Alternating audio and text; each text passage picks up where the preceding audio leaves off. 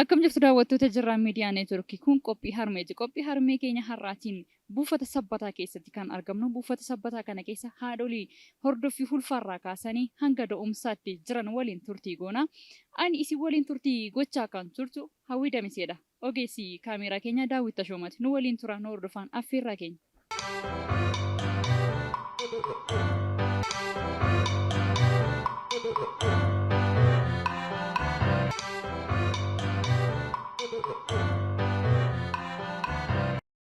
Ani Yeshooratiin jedhama. Mallattoon nu arginu hir'ina dhiigaa naannoo jiraate, mataa dhukkubbii, haalli dhangala'aa naannoo soo jiraate hin beeku namoota biraatirraa ani garuu amma mataa dhukkubbii minaaminoo nu qabe ayiranii qoricha dabalataa nu kennu qoricha san hin fudhanna jechuudha.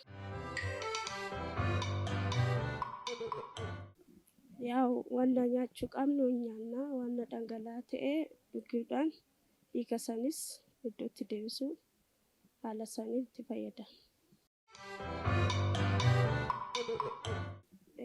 Amma fakkeenyaaf an akka kootitti akkasumatti waan ulfaataa ta'e olii sin kaasus gad jedhee sin hojjedhu baay'inaan an akka kootitti nan argadha. Haala gaariidhaan nu kunuunsu waan hojjechuu hin qabne akkana godhina jedhu nutti himu nyaata gaarii akka nyaannu soorata gaarii akka nyaannu dhangala'aa akka dhugnu dhangalaatee akka dhugnu nu godhu.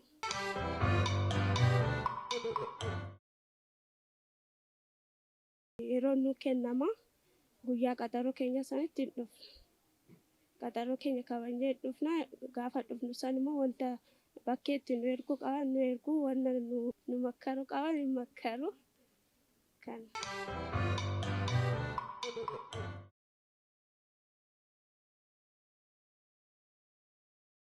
Yeroo tokko yeroo kabajuu dhiisuunis jira. Nama akka kootitti amma kasaatitti hin hojjetu fayyadameetumaan galaatu jira. Hoo baay'inni namaatis jiraate guyyaa itti aanuuf nu dabarsu jechuudha.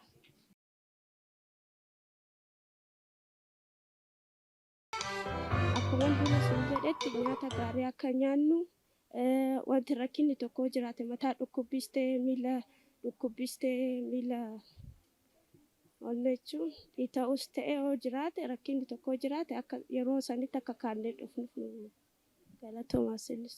Shaaddee Hayimaanoot Wandunaan jedhama. Ani hordoffii ulfaa kanan irraa ka'ee jalqabe ji'a arfaffaa irratti calqabe.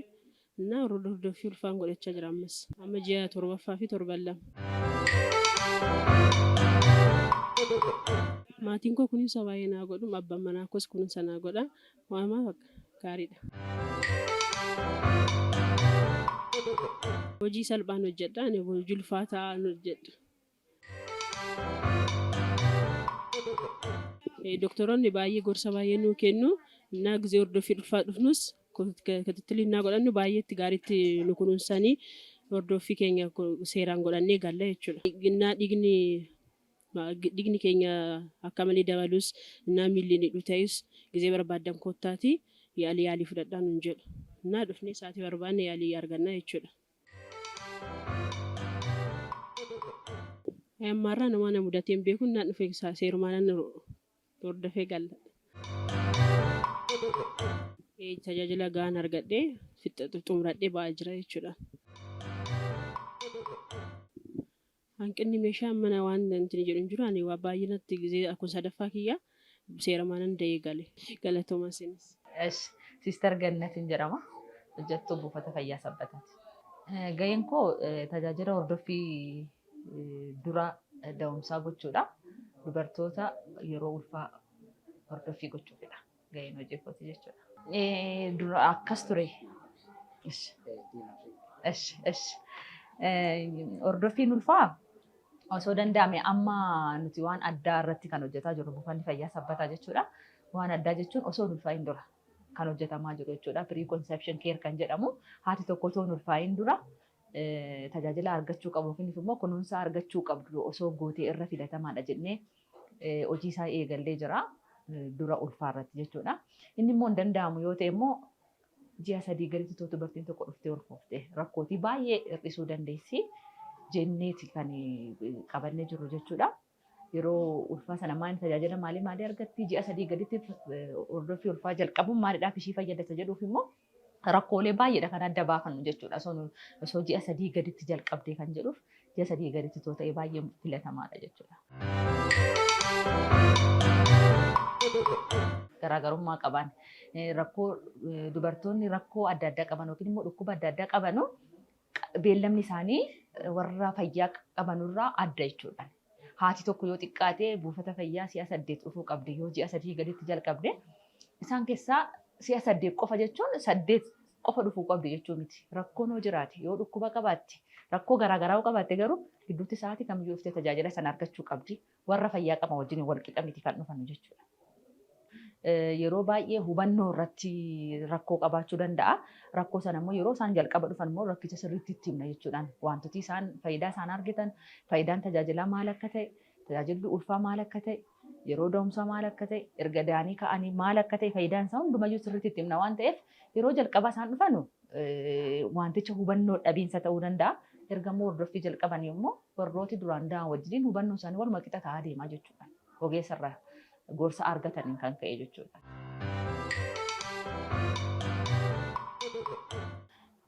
Kan garaa keessa jirtuu fi amma dubartiin ulfaa ji'a 3 gaditti amma daddaftee hordoffii ulfaa jalqabdee altiraasaawundii yoo xiqqaate haati tokko si'a 3 ka'uu qabdi. Si'a 3 sana keessatti rakkootii garaagaraati kan adda baafattee ishiin beekuu dandeessu jechuudha.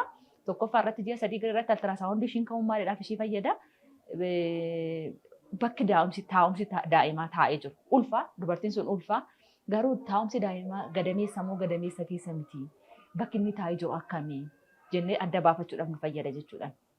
Kuni maaliif rakkoo daa'imaa sana adda baasnee yoo rakkoon hin jiraate ta'e akka furmaata kenninuuf nu fayyada jechuudha. Yoommoo sochii daa'imaa irratti rakkoon jiraate haala guddina daa'imaa irratti illee haalli guddinni daa'imaa illee akkami garaa keessatti. Isa jedhu adda baafanna jechuudhaan. Haadhaaf immoo faayidaan isaa maal inni kan jedhuuf immoo haati hir'ina dhiigallee fakkeenyaaf yoo qabaatte haati sun akka qoricha ishiin fudhattee ayiranii guyyaa guyyaadhaan kan kennamuufitu jira. Ayiranii sana fudhattee haala nyaata ishiitillee itti fudhachuu dandeessu jechuudha. Haala gaariidhaan akkamitti fudhachuu dandeessa. Haati tokko amma ganama yoo biddeen nyaatte isa nyaata sana qofa miti kan faayidaa qabaatu jechuudha. Nyaata gosa adda addaa pirootiin irraa nyaata gosa akkamii nyaachuu qabdi, kaarboohayidireetii irraa nyaata gosa akkamii nyaachuu qabdi, faayibarii kan jedhamu irraa nyaata gosa adda addaa akkamii nyaachuu qabdi isa jedhu sirriitti kan itti gorsinu jechuudha. Jireenya ishii keessatti haalli ishiin nyaati jireenya ishii keessa haalli jireenya ishiitii akkamii, haalli nyaanni ishiitii akkamii jennee sirriitti gorsina waan ta'eef faayidaa haadhaas hin qaba, faayidaa daa'imaatiifis faayidooti akkasii qaba jechuudha. Rakkoo haadhaati yeroo baay'ee amma pre-conception care kan jennu yookiin immoo dura ulfaa kan jennu iyyuu rakkootii kan hir'isuuf irratti too sirriitti hojjetame wantichi kun waan haaraadha dhiyoodha kan jalqabe jechuudha. Akkuma immoo naannoo kanarratti immoo buufata fayyaa sabbataatti kan jalqabee jiru buufata hundumaarra jechuudha. Nuyi kan hojii kana jalqabe osoo hin ulfaa'iin dura osoo ta'e haati nagummaa ishee osoo eegde yoo fakkeenyaaf ulfaatina qaamaan qabaatte yoo hir'ina qaamaan qabaatte ta'e haati sun itoo jalqabaa yaalii argatte wantoota akka irraa baanu rakkoo daa'imaa rakkoo qaama guutuu uumamuu dhiisuu rakkoo daa'ima irratti uumamu rakkoo irraa bahuu fidu kan rakkootii kana hir'isa jedhama jechuudha.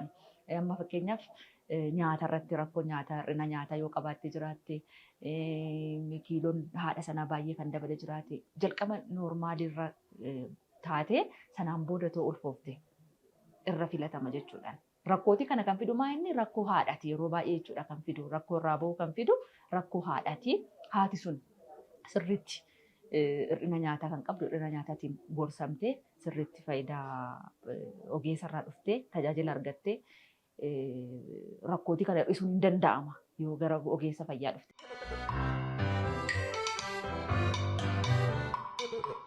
Jira nama fakkeenyaaf dubartoota rakkoo akkanaa qabanuuf maali kan kennu hir'ina ayiranii kan jedhamu jira. Ayiranii akkaataa isaa irratti murteessineeti jechuudhaan fakkeenyaaf amma rakkoo qaama guutuu hin uumamne sababa qaama guutuu daa'imni sun hin uumamneef kan irraa bahe yoo ta'e ayiranii overdoozii kan jedhamutu jira. 5 miiligiraamii kan jedhu ayiraniin isa fooliik asiidii kan jedhamu dursee kan kennamu jira. Fooliik asiidii sana dursinee kennina ji'a 3 hin hordofna dubartii sanaa jechuudha. Sanaan booda osoo hin ulfaayin dura fooliik asiidii sana akka isheen fudhattu gorsa sirriitti kenninaa fi akka isaan fudhatanus hin goona jechuudha. Inni surumayyuu kun gahaa miti jedhame dursineeti osoo hin ulfaayin dura akka fooliik asiidii kan fudhatan kan gochaa jirru jechuudha. Dubartoonni yeroo ulfaa operaasiyooniidhaan da'anii sababni ittiin da'an murteessaadha tokkoffaa jechuudhaan. Sababni akkamii? Sababa hir'ina gadameessaa yookiin immoo dhiphina gadameessaatiin yoo ta'e carraan ciniinsuudhaan da'uun ishiitii dhiphaadhaa jechuudhaan operaasiyooniidhaan akka isheen itti fuftuudha kan godhamu. Innis akkamittiin isheen godhamtu yoo xiqqaate waggaa 2 turuu qabdi haati tokko jechuudhaan operaasiyooniidhaan deessee isa lammaffaa irratti ulfaa'uudhaaf waggaa 2 turuu qabdi. Warrootiin kaan immoo isaan murteessaadha jechuudhaan wantootni isaan ittiin operaasiyoonii jalqaba ittiin ta'an murteessaadha. Yoo daa'imni duraan jaraan affanamee ta'e yoo duraan bishaan mataa hir'atee jiraate rakkootiin garaagaraa sun adda ba'anii sanaan booda kana operaasiyoonii yoo barbaachisu operaasiyoonii ta'an yoo barbaachisu baate immoo isaan duraan operaasiyoonii ta'an jechuun lammaffaa irratti hin ta'u jechuu miti. Garuu haati tokko kanaan dura operaasiyoonii yoo taate si'a 2 yoo taate sadaffaan carraa ciniinsuudhaan da'uu hin qabdu jechuudha. Ciniinsifachuun isaaniif sirrii miti waan ta'eef warri tokkoffaa ta'anii wantootni isaan adda ittiin ta'an laalameet wantootni duraan operaasiyoonii isaan ittiin ta'an adda baafame operaasiyooniin barbaachisoo ta'e operaasiyoonii ta'u hin barbaachisoo ta'e immoo tokko yoo ta'e carraa gadameessaan da'uu yookiin ciniinsuudhaan da'uu hin qabu jechuudha. Dubartiin operaasiyoonii handeessee jiraatte amma operaasiyoonii taate jechuu miti. Carraa daa'ima da'uus hin dhabdi jechuu miti. Operaasiyoonii yoo ta'e dubartiin tokko 4 oliyyuu da'uu dandeessi jechuudhaan rakkoo hin qabu. Inni garuu rakkinni maa inni bakki sun dubartiin fakkeenyaaf si'a 2 operaasiyoonii taate sadaffaa irratti carraa ciniinsuu hin qabdu. Da'umsa garuu hin dandeessu jechuu miti. Da'uu hin dandeessi carraan isheen ittiin deessu garuu operaasiyooniidhumaan ta'a. Inni maa inni garaagarummaa waggaa gidduutti dheeressuu akkamittiin dheeressiti isheen qusannoo maatiitiin fudhatteet waggaa 2 waggaa 3 turtee da'uu qabdi malee dubartiin operaasiyoonii taate hin deessu jechuu miti. Hin deessi. Wanti da'umsa ishii dhoowwu hin jiru. 3-4 iyyuu da'uu dandeessi jechuudha wanti ishii dhoowwu hin jiru. Adda adda garaagarummaan isaa eenyudha? Walirraa fageessudha. Operaasiyoonii danda'uun dubartoonni baay'een akkas jedhaniiti kan sodaatan jechuudha. Dubartiin operaasiyoonii taatee hojii cimaa hojjechuu hin dandeessu. Nuti hojii humnaatii kan hojjennee bullu yeroo itti himamuyyuu dubartoonni akkas jedhan jiru. Garuu operaasiyoonii ta'an jechuun surumayyuu amma yeroo ammaa kana maa inni kan barbaachisu yoo guddate bakki sun kan dhukkubu torbee 2 yookiin yoo guddate ji'a 1 akkas bakkichi dhukkubuu danda'a. Socho'amuudha kan jedhamu surumayyuu jechuudha. Dubartiin eksersaayisii gochuu qabdi. Sochii qaamaa gochuu qabdi. Qaamni ishee akka humnaa olii akka hin daballee madaan sunis akka qooru ji'oota sana keessatti hojii humnaa hojjechuu baattus hojii sosocho'uu qabdi jechuudha. Giddi ciistee socho'umatti haftee jechuu hin qabdu. Madichi bakki isaayyuu qooruudhaaf sosocho'uu qabdi dubartiin suni wanta hojii ishii dhoowwu hin jiru. Dubartiin ulfaataa operaasiyoonii dandeesse. Hojii kamiyyuu hojjechuu dandeessi. Wanti dhoowwu hin jiru jechuudha. Yoo rakkinni jiraate immoo ogeessa ishii dhuftee mari'achiisuu dandeessi malee wanti dhoowwu hin jiru. Meeshaaleen bakka haqqinni qabaatu bakka tokko tokkotti jiraachuu danda'a. Amma fakkeenyaaf kutaa operaasiyoonii irratti yoo dubartoonni baay'een deesse hir'inni meeshaa jiraachuu danda'a. Yoo jiraates immoo hospitaalli asumatti nu banameera waan ta'eef hospitaalli asuma kiiloomeetirii gabaabaa irratti nu hojjetameera. Karaa sitti ergina. Asirratti wanti karaa meeshaatiin rakkina uumullee hin jiru jechuudha. Dhiyoodha waan ta'eef daqiiqaa 5 hospitaalli sitti banameera waan ta'eef achi dhaqanii tajaajila kan argachuu danda'u. Galatoomaa isinis galatoomaa. Waanis garba. Yeroo lammaffaa koo isa duraallee waan agarra samma kanatti qolfaata. Baay'ee bareedaadha. Amma mana ilaalu haala jiru hundaa na wannoodha. Dhufanii faayitti daqiiqaa ilaalu baay'ee bareeda. cinaacha bitaatti ciisan hin jiru. Yaa'u isaan haala gaariin sana gargaaru gara akka kutitti baay'ee naaf bareedudha. Jechuun waa'ee haadhaa haasa'uun natti ulfaata inni ulfaatas haadha jechuun dhugaa haadha sabbaadha isheen jechuun abbaan amma haadha illee nama ga'uu baatu haati baay'ee dhugaa baay'ee kabaja argattu hin jedhamu jedhu. Kukuunsi naaf illee bareeduma. Yaa'u yeroo inni magii adda addaattillee akka inaarra illee irraan eegaa ture. Yaa'u haala gaariidhaan na qabatu. Yaa'u dhugaa dubbachuuf taanaan erga as galeen illee sa'a 6 galee dhukkubbiin kan natti dabalee gara bareesaa 10 yaa'u dhufanitti na ilaalu halkan illee si'a baay'ee dhufanii nu ilaalaa turanii ani garuu akka kootitti baay'ee bareedadha. Maqaan koo Daraartuun jedhama. Ciniinsuu kana kanan dhufeen halkan keessa naannoo sa'aatii 8tti. Simannaan isaanillee baay'ee gaariidha. Argasiitti erga dhufeeti na ilaalanii daa'imti keellee akka fayyaa ta'e akkasumallee kan inni dhufeefillee ciniinsuu akka ta'e mallattooleen jechuudha. Mallattoo ciniinsuu akka ta'ellee natti himanii kutaa ciisichaa naa kennanii hanga ammaatitti sochii daa'imaa waan akkasii to'achaa jiru jechuudha. Fayyeenillee waan asitti deeman ture. Ji'a 8 seenan immoo torbee 2 akka hin deebi'u na taasisanii sana boodallee immoo erga ji'a 9 seenee torbeedhaan dhufee akka ilaalamu na taasisanii jechuudha. Achiin gaafa ciniinsuun kee dhumeera hanga guyyaa 22tti naan jireen akkuma isaan naan jireen immoo kaleessa halkan ciniinsuun natti dhufee har'a guyyaan 22 jechuudha. Kanillee kan maatii miti abbaa warraa qofa wajjin hin jira. Sochii inni illee na gargaaran akka waan gurguddaa waliin kaasne akkasumallee wal jedhee gajjechuu waan akka sana irratti to'annoo naaf taasisaaf ture jechuudha. Gaafa nu deemumsaaf dhumnu isaanillee baay'ee nu tajaajilaa turan akkuma isin jedhee nu laalu warra akkattan wanti mallattoon addaaf jiraate nutti waan hin jedhu akka sochiin illee akkasumallee kaataniit illee akka hin deemne waan akkasii fiiktii qaba jiranii wantoota nu miidhanii fi nu fayyadu nutti immoo jechuudha. Illee ciniinsaas maachi gaafa ilaalu baay'ee waan cimaa wayii jedhu natti fakkaata. Maaliif gaafuma garaatti baadhuu kaasee haadha kiyya akka yaadadhu yookiin immoo oolmaa ishee na yaadachiise jechuudha. Kanaaf qallaalii naa godhu malee wanuma cimu fakkaata. Maqaan koo Sister Tsaggaayee Tagaanyii jedhama. Ani BSc Midwaayifiidha. MCH Heediidha.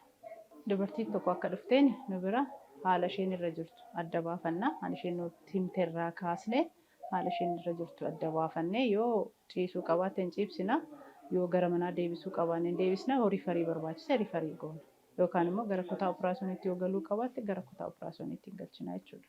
Nuyi haaluma qabatamaa nu bira jiru meeshaa qabnu jechuudha. Akkaataa baranneen akkaataa tajaajila kennuu qabnu tajaajila kennina. Fakkeenyaaf dubartiin tokko hordoffii ishee xumurtee kutaa tajaajila hordoffiitti erga xumurtee booda gara keenya yeroo dhuftu dubartiin kun ji'a 9 yoo guutteetti ta'e nu biratti deessi. Isaa booda ciniinsuun jalqabe moo hin jalqabne yoo jennee ittiin adda baafannu haaluma ittiin baranneen gadameessa ishee adda baasnee milikkitoota yookaan immoo ani ishii mudate adda baasnee kutaa da'umsaa keessa ciibsina. Ciniinsuun bakka lamatti qoodama yeroo gara keenya dhufan ciniinsuu dhugaa fi ciniinsuu sobaa kan jedhamu jira. Ciniinsuu dhugaa yoo ta'e itti fufiinsaan dhukkubbiin garaarraa hin jira. Gadameessi banamuun hin jira. Dhangala'aan adda addaa gadameessa isaanii irratti hin argama.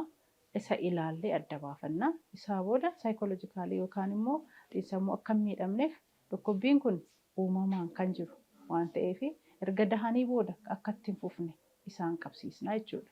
Erga kana qabsiisnee booda isa durallee cinqamaa jiran sammuu isaanii wajjin yeroo araaramu buusan itti gammadanii dahuu jechuudha.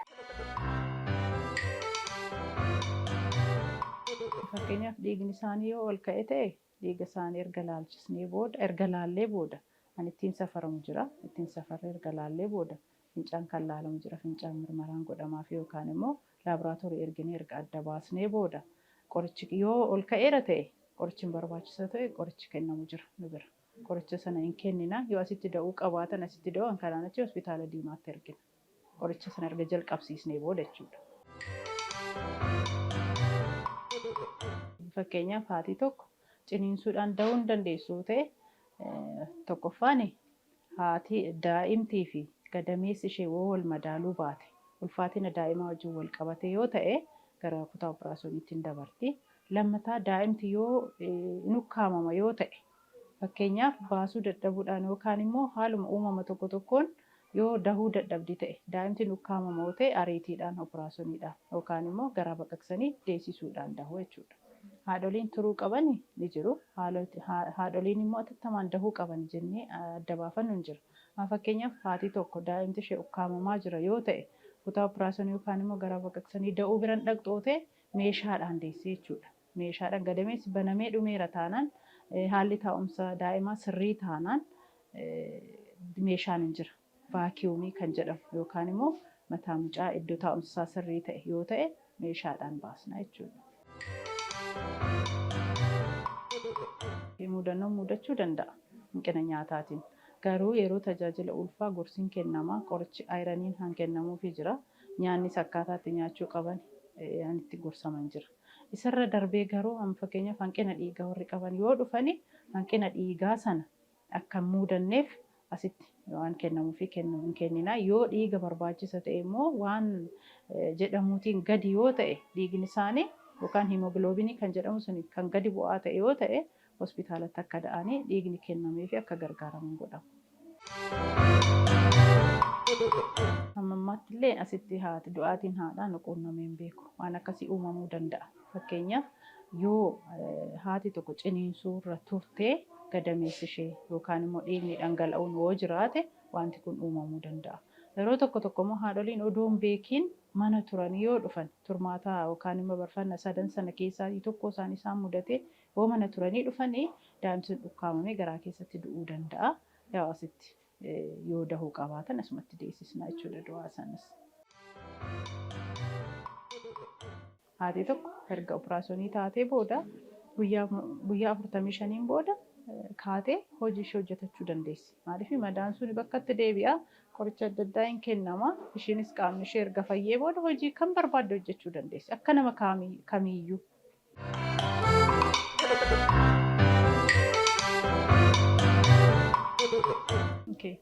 Amma buufanni fayyichaa gahaa ta'eeti miti.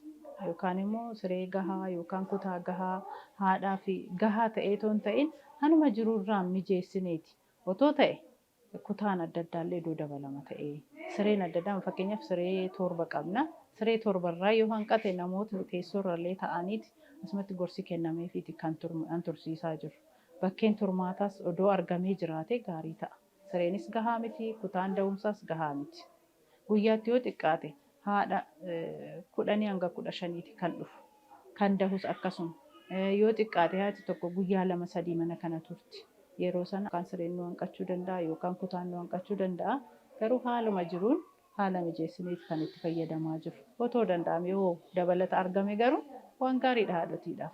Bakkeen turmaataallee fakkeenyaaf wayitiin geeriyaa yookaan immoo haati tokko manni ishee fagoo ta'ee kutaa ciniinsuu sodaatti yoo ta'e fakkeenyaaf mana ishee yoo turte ciniinsuu ishee sodaattee hin dhufti yoo ta'e bakkeen bultu sun mijataa miti amma nu bira. Kutaa mada'umsaa kana keessa bulchina waan ta'eef otoon kutaan qofaatti qophaa'ee waan iddootti qopheeffattee nyaata qopheeffattee nyaattu odoo argame gaarii ta'a ture. Garuu isan qabu.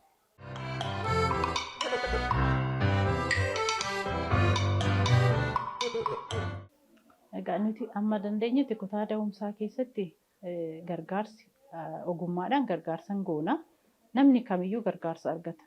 Qabeenyaan ol ka'aas haa ta'u, qabeenyaan gadi bu'aas haa ta'u, fakkeenyaaf abbaa warraa warri hin qabne, warra tasa ulfaahanii dhufan kanaafis tajaajila hunda kennina.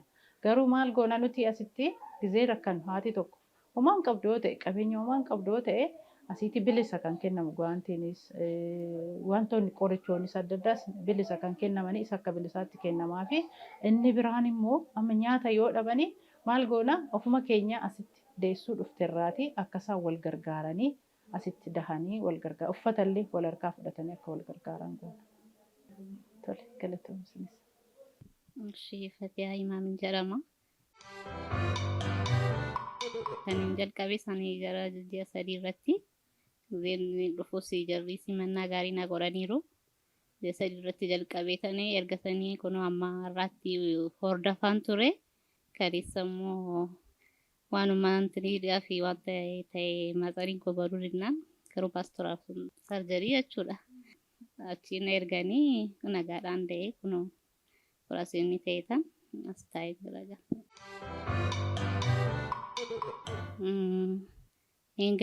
Kaleessa kan operaasiyooniin ta'e gadda sa'aatii 11tti kan hin gale. Sa'aatii 11tti galee operaasiyooniin kan hin ta'e sa'aatii 4:00 wayii irratti kaleessa jechuudha.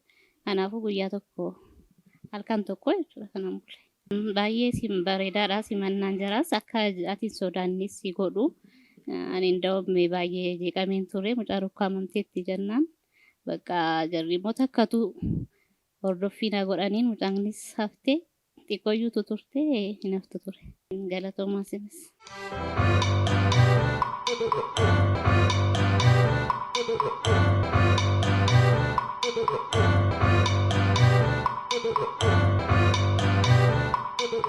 Eeyyaga daawwattoota qophii harmee qophii keenya kanarraa waa guddaa akka bartan abdii qabna. Qophii keenya har'aatiin haadholiin hordoffii ulfaatii kaasee hanga da'umsaatti mudannoowwanii fi jiruuf jireenya isaan achi keessatti dabarsanii kan nuun isin daawwachiisaa turre kan hangammaatti ture waan nu daawwattaniif ulfaadha.